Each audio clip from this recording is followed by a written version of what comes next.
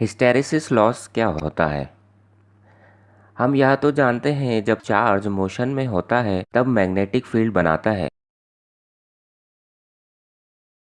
Nucleus की परिक्रमा करता हुआ इलेक्ट्रॉन इस प्रकार मैग्नेटिक फील्ड बनाता है कि एक तरफ मैग्नेटिक लाइंस का उत्सर्जन होता है यानी नॉर्थ पोल बनता है और दूसरी तरफ मैग्नेटिक लाइन फोर्स का आगमन होता है यानी साउथ पोल बनता है। इस प्रकार एटम अपने आप में एक मैग्नेटिक डायपोल होता है। एटम्स का झुंड मिलकर डोमेन्स बनाते हैं। जरूरी तो नहीं कि डोमेन्स में हर एटम का मैग्नेटिक अलाइनमेंट सेम हो। कुल मिलाकर डोमेन की बाहरी परिधि पर कुछ न कुछ रिजल्टेंट मैग्नेटिज्म मिलता है, यानी डोमेन भी अपने आप में एक मैग्नेटिक डायपोल होता है। कुल मिलाकर कोई भी फेरोमैग्नेटिक मटेरियल जैसे लोहा, सिलिकॉन, स्टील आदि को मैग्नेटिक फील्ड में रखा जाता है तो मटेरियल में उपस्थित यह डायपोल मैग्नेटिक फील्ड के अनुसार अलाइंड होने लगते हैं। एक्सटर्नल फील्ड के नॉर्थ पोल की तरफ डायपोल का साउथ पोल अट्रैक्ट होता है और साउथ पोल की तरफ नॉर्थ। इस प्रकार एक्सटर्नल मैग्नेटिक फील्ड को एक आधार मिलता है, सपोर्ट मिलता है कि वह मटेरियल में से पास हो सके मजबूती के साथ। इसी कारण से फेरोमैग्नेटिक मटेरियल की परमिएबिलिटी यानी परागम्यता अधिक होती है और मैग्नेटिक फील्ड दूसरे माध्यम जैसे एयर की वजह फेरोमैग्नेटिक मटेरियल से गुजरना पसंद करती है।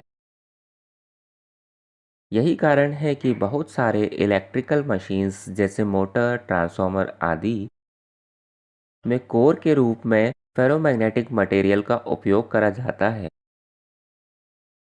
मैग्नेटिक फील्ड को हटाने पर डायपोल्स फिर से इधर-उधर अलाइंड हो जाते हैं और मटेरियल के अंदर उत्पन्न हुआ मैग्नेटिज्म समाप्त हो जाता है। जैसे कि एक इलेक्ट्रिकल ट्रांसफार्मर में मैग्नेटिक फील्ड अल्टरनेटिंग नेचर की होती है जिससे कोर के अंदर डायपोल अलाइनमेंट चलता रहता है। अलाइनमेंट के दौरान डायपोल्स की बाउंड्री आपस में रगड़ती है, फ्रिक्शन उत्पन्न होता है और हीट उत्पन्न होती है जो किसी काम की नहीं होती। इसे ही हिस्टैरिसीस लॉस कहते हैं। हिस्टैरिसीस लॉस को हम BH कर्व के हेल्प से भी समझ सकते हैं। जैसे कि हमारे पास एक फेरोमैग्नेटिक मटेरियल है, जैसे ट्रांसफार्मर की कोर में यूज करते हैं सिलिकॉन स्टील। इसमें सारे डायपोल्स का अलाइनमेंट इधर उधर होता है और इन डायपोल्स का अलाइनमेंट ऐसा होता है कि ये एक दूसरे के मैग्नेटिज्म को कैंसिल आउट कर देते हैं।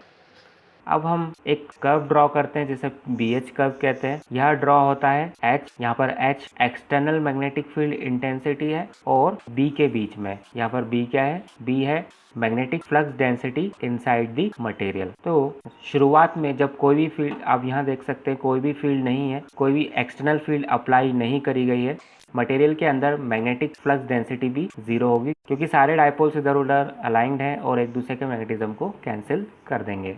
फिर जब हम इस मटेरियल को किसी एक्सटर्नल मैग्नेटिक फील्ड में रखते हैं तब क्या होगा? आप देख सकते हैं कुछ डायपोल्स इस मैग्नेटिक फील्ड के अलोंग अलाइंड हो चुके हैं और यह मटेरियल क्या हो गया? मैग्नेटाइज हो गया। इसी प्रकार से हम देख सकते हैं कि जब हम magnetic field intensity, external magnetic field intensity को काफ़ी ज़्यादा बढ़ा देते हैं तो मटेरियल के अंदर मैग्नेटिक फ्लक्स डेंसिटी भी मैक्सिमम हो जाती है। लगभग सारे डायपोल्स अलाइंड हो जाते हैं और फिर इसके बाद यह मटेरियल फर्दर मैग्नेटाइज नहीं होगा। इस वजह से आप देख सकते हैं यह कर्व धीरे धीरे जाके यहाँ पर फ्लैट हो जाता है। इसके बाद हम कितनी भी मैग्नेटिक फील्ड इंटेंसिटी को बढ़ाते जाएं एक्सटर्नली, मटेरियल के अंदर मैग्नेटिक फ्लक्स डेंसिटी कांस्टेंट हो जाएगी और इस कंडीशन को कहते हैं कंडीशन ऑफ सैचुरेशन। यहाँ पर मटेरियल में सैचुरेशन आ गया, इससे ज़्यादा यह मैग्नेटाइज नहीं हो सकता। इसी प्रकार अब हम एक्सटर्नल फ्लक्स को कम करेंगे तो वापस से ये जो डायपोल्स हैं इधर उधर अलाइंड होंगे और अगर हम एक्सटर्नल मैग्नेटिक फील्ड को कम कर 0 कर दें तब हम देखेंगे कि यहाँ पर मटेरियल में थोड़ा सा मैग्नेटिज्म रह जाता, मटेरियल के अंदर थोड़ी सी फ्लक्स डेंसिटी रहती है, थोड़ा सा मैग्नेटिज्म रह जाता है। इसे बोलते हैं रेसिडुअल मैग्नेटिज्म, जो कि यहाँ पर रिप्रेजेंट हो रहा है BR से। यह इसलिए है क्योंकि सारे डायपोल्स वापस से अपनी इनिशियल पोजीशन में अलाइन नहीं हो पाए। आप देख सकते हैं यह डायपोल, यह डायपोल, यह डायपोल अभी भी एक ही डायरेक्शन में अलाइंड है, जिसकी वजह से मटेरियल के अंदर थोड़ा सा मैग्नेटिज्म बच जाता है। अब इन डायपोल्स को वापस से अपनी इनिशियल पोजीशन में लाने के लिए हमें मटेरियल को विपरीत दिशा में मैग्नेटाइज करना होता है। उसके लिए हम एक्सटर्नल मैग्नेटिक फील्ड को रिवर्स डायरेक्शन में अप्लाई करेंगे। यहाँ से लेकर जैसे जैसे हम रिवर्स डायरेक्शन में मैग्नेटिक फील्ड को बढ़ाएंगे, धीरे धीरे ये डायपोल्स वापस से अपनी इनिशियल पोजीशन में आएंगे और इधर आने पर आप देख सकते हैं मटेरियल के अंदर जो फ्लक्स डेंसिटी है वो 0 हो जाएगी। उसके लिए हमें कितना एक्सटर्नल मैग्नेटिक फील्ड लगानी पड़ेगी, वो लगभग उसकी स्ट्रेंथ होगी इतनी। इसे बोलते हैं कोहेसिव फोर्स। कोहेसिव फोर्स वह फोर्स है, वह मैग्नेटिक फील्ड है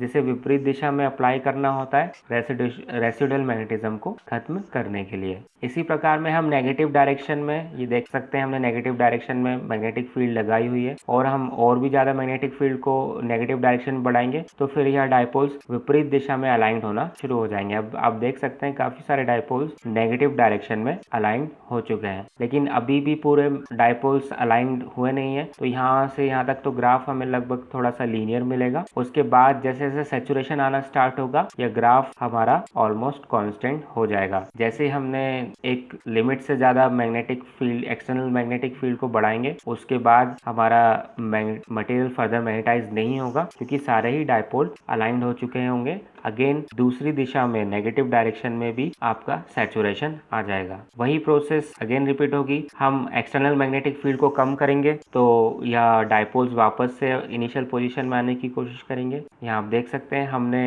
एक्सटर्नल मैग्नेटिक फील्ड को वापस से रिड्यूस करा और हमारे मटेरियल के अंदर मैग्नेटिज्म की फ्लक्स डेंसिटी की वैल्यू इतनी होगी। और इस बार भी वही होगा, हम जब एक्सटर्नल मैग्नेटिक फील्ड को पूरी तरीके से हटा देंगे उसके बाद भी हमारे जो डायपोल्स हैं वो कुछ डायपोल्स अलाइंड रह जाएंगे। अगेन मटेरियल के अंदर रेसिडुअल मैग्नेटिज्म बच जाएगा और इस रेसिडुअल मैग्नेटिज्म को खत्म करने के लिए हमें इस बार से विपरीत दिशा में, यानी हमें मटेरियल को वापस से एक्सटर्नल मैग्नेटिक फील्ड की हेल्प से हमें मैग्नेटाइज करना होगा। तो हम देख सकते हैं यहाँ पर हम इतनी पॉजिटिव फील्ड हमें अगेन लगानी पड़ेगी ताकि हमारा मटेरियल के जो डायपोल्स हैं वो पूरी तरीके से इधर उधर अलाइंड हो जाए और हमारे मटेरियल का रेसिडुअल मैग्नेटिज्म खत्म हो जाए। तो इस प्रकार से यह कर्व ऐसे फॉलो होता रहेगा। हम पॉजिटिव डायरेक्शन में फील्ड को लगाएंगे, हमारा मटेरियल मैग्नेटाइज होगा, सैचुरेशन आएगा, फिर एक्सटर्नल फील्ड को हटाने पर मटेरियल के अंदर मैग्नेटिज्म रह जाएगा। उस मैग्नेटिज्म को खत्म करने के लिए हमें विपरीत दिशा में मैग्नेटाइज करना होगा,